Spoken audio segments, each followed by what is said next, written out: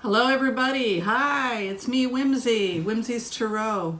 I'm gonna do a quick video today, and just to make an announcement that I probably am gonna be cutting back from doing videos every single day. It's hard to produce them every day. I made a commitment to do it for a month every single day, and I did do for 30 videos in a row just when I got the channel up and running, but now it's getting to be a little difficult.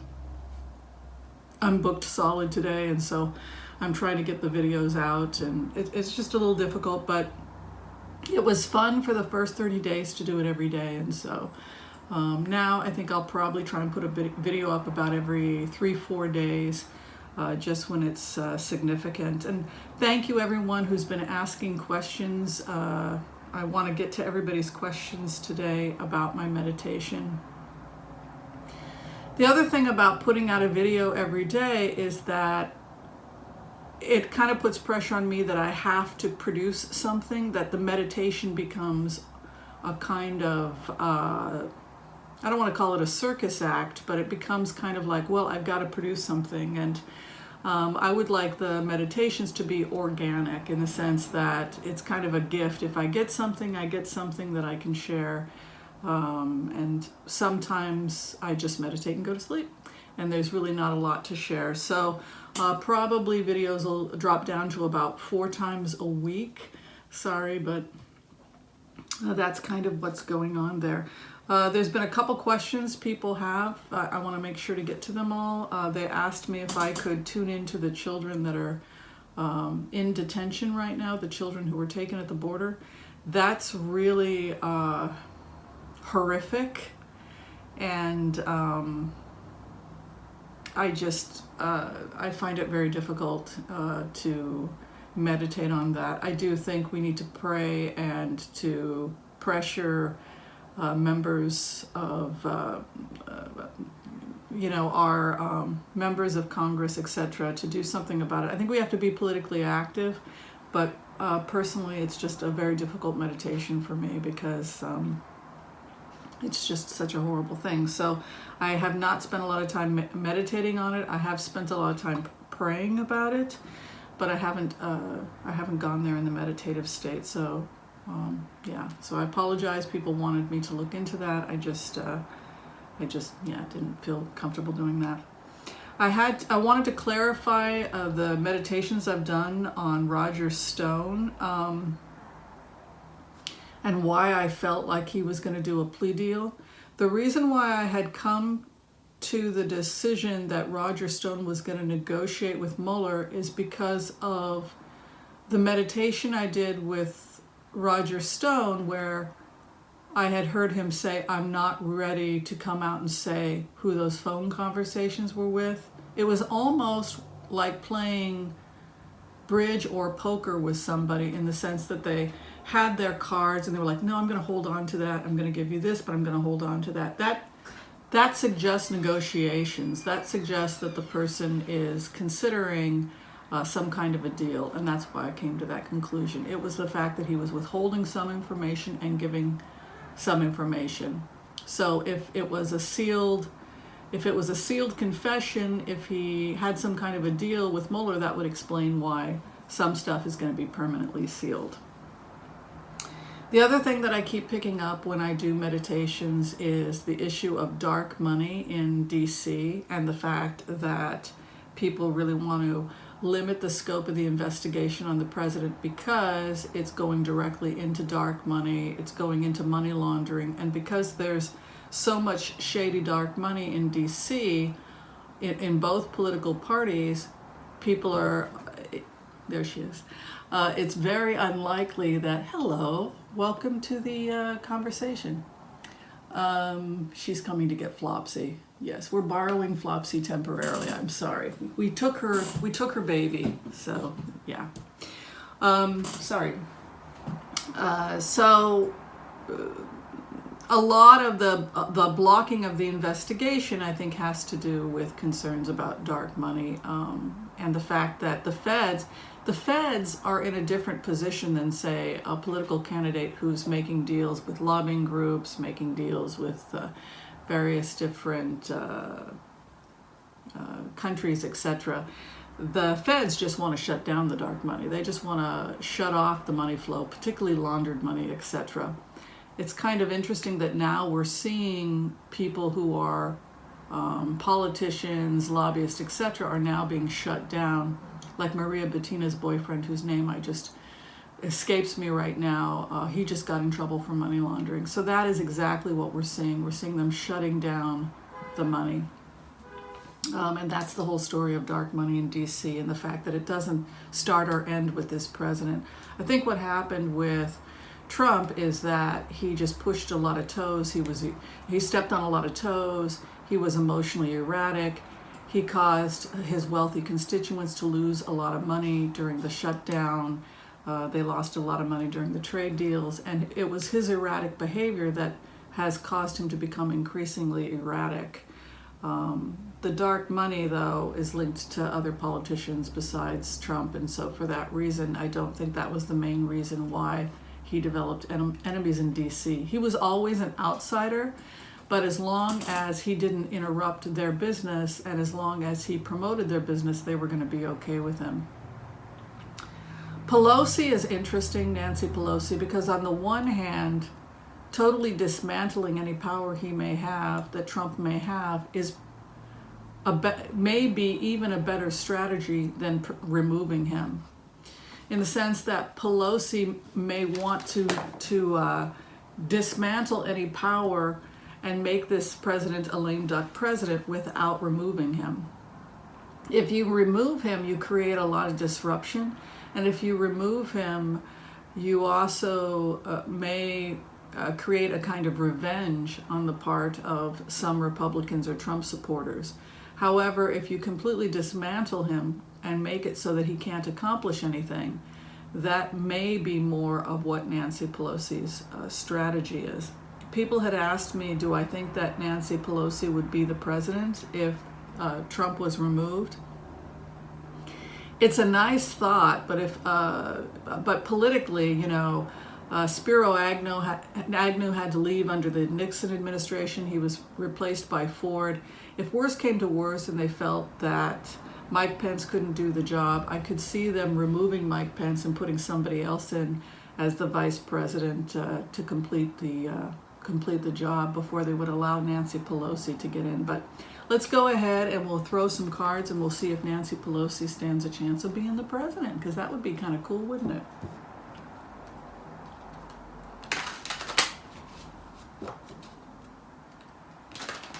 Will Nancy Pelosi be the next president? Let's just ask it.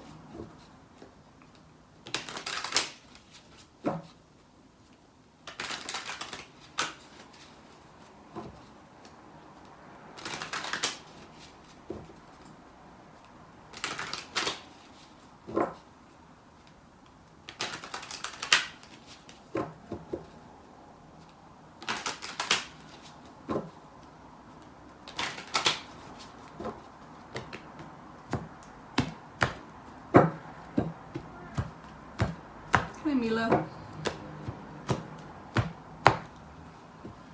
New beginnings, new beginnings. Let's see what we get. New beginnings. Entering a dark period, possibly. Where we are right now, not taking an offer, money coming, business dealings.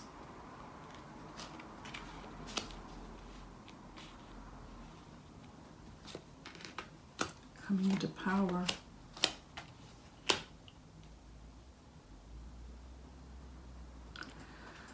Interesting. Offers. This is somebody who definitely has a lot of power and knows what they're doing, that's for sure.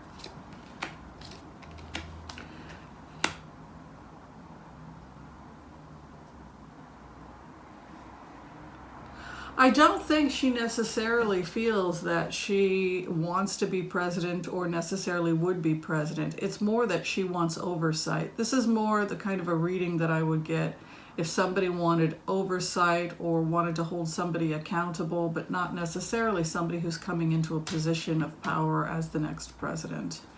Moving on from the issue, the emperor, this could be possibly Trump, watching a situation, offer rejected, new beginnings. This, honestly, my interpretation of this, let me do a clarification, is that this has more to do with hearings. Yeah, Trump is in a lot of trouble. If this is Trump's card, this is oversight, this is hearings, this is meetings. Yeah. Let me talk about this. This just feels to me like it's going to go on a long time. This is something that I've been getting a lot when I throw cards on Trump being under investigation, Pelosi, challenges with Pelosi, being in the House. This looks like oversight, issues regarding releasing of money. Ace of Pentacles is right over her. That leads me to feel that the budget is going to be accepted because that Ace of Pentacles is right over her. I would be surprised at this point if there's going to be an emergency shutdown just because the president is so isolated. This is really about getting things moving, getting the government up and running, making sure the money has been released, which is, it looks like that's what's happened. It doesn't talk about anything that would suggest that she's going to be in power anytime soon. Energetically, it feels to me like about 9 months of just intense hearings, meetings, etc. But I don't necessarily think that she wants to impeach this president, because impeaching or removing this president from office, then they would have to deal with Pence and all of that chaos, and then they would also have to deal with the backlash. And she may be just content in terms of oversight, accountability, discrediting him, and controlling the powers of the executive branch. I was asked to also throw briefly on the Green Deal to see how the Green Deal would look, and I think that that's a really good idea. So let's go ahead and do one on the Green Deal.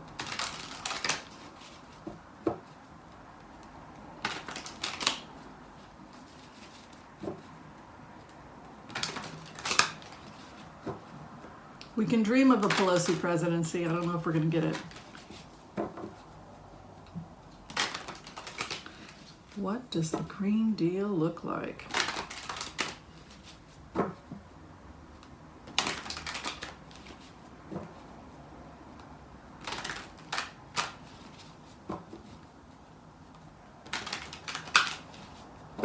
I think Mila's being very generous, sharing Flopsy with us.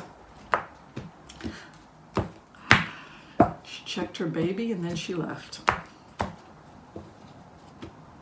She's been sleeping with Flopsy for about 3 years. Okay, let's see about the Green Deal. Negotiating money, conflict, fighting. It's not something that everybody's going to be happy with because they got away with no oversight for so long. Working on the deal, confusion about who wants to be involved, who's going to...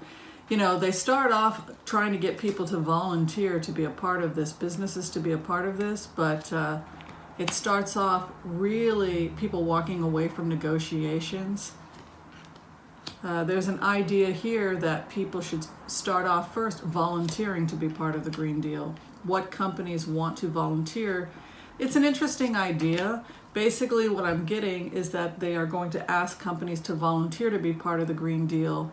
And then in exchange for volunteering, they'll get some kind of subsidies or support from the American government. So the only thing that I see both parties agreeing to, just with this kind of a layout, is that there has to be incentive on the part of the companies that participate in order for, and it's not mandatory. Some of this stuff is not mandatory.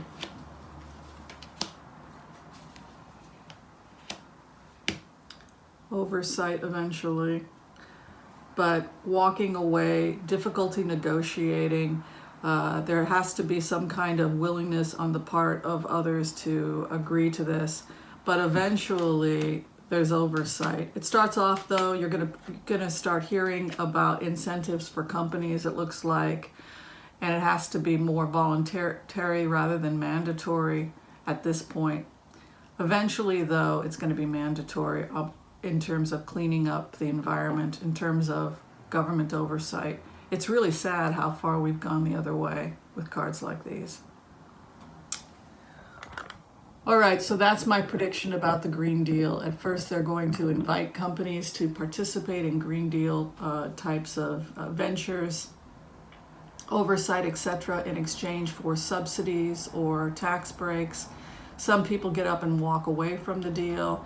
Eventually, though, we're going to get stricter and stricter, and there's going to be more oversight. But as it stands right now, because of the political climate in DC, it's going to start off as voluntary incentives. That is the best way I would interpret these cards. There were a couple of other questions people had. People wanted to know about how Sarah Huckabee Sanders is doing because she has been out of the news a lot.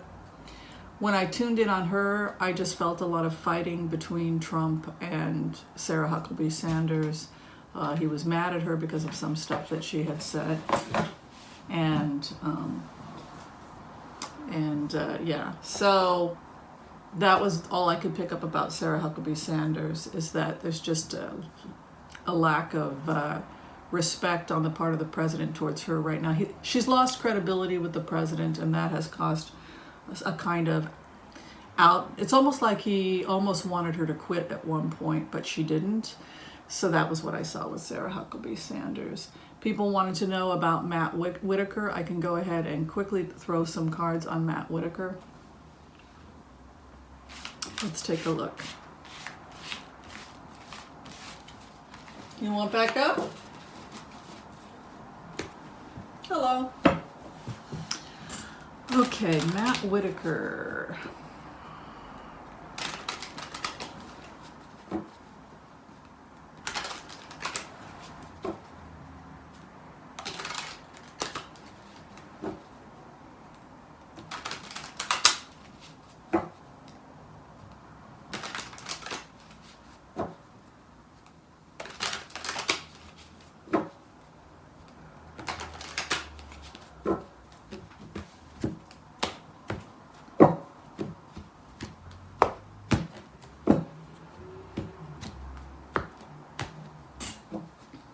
Let's take a look. Matt Whitaker, smooth waters. It's good. Ace of Cups, moving on. Queen of Swords moves on from the past. Cups cards coming in. Smooth waters. Defensive regarding answering questions.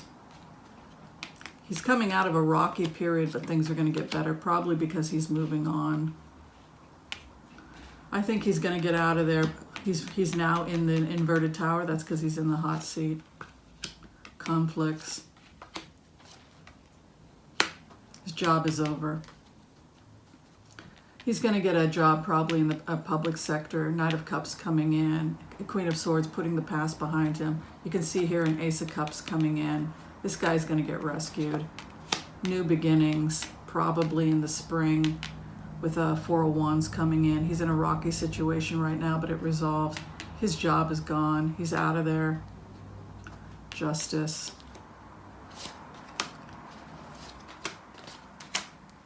As far as what he saw his job as, it looks like he saw his job as simply keeping the boat afloat until somebody came in and took charge of it. And so he didn't change much, or didn't feel like he had a right to change much. He simply had to keep the boat upright and keep things running smoothly until an active Attorney General was put in place. That seems to be how it looks. In terms of helping the president, no, I don't get that impression at all. I don't get the impression that he was helping the president or anything like that. In fact, there was a lot of, he was watched pretty closely, so I think he simply, he was very careful, he was very cautious, and he didn't interrupt any ongoing investigations, and he simply felt like his job was to keep the boat afloat until somebody came in. but I think he would be too afraid to do much more than that.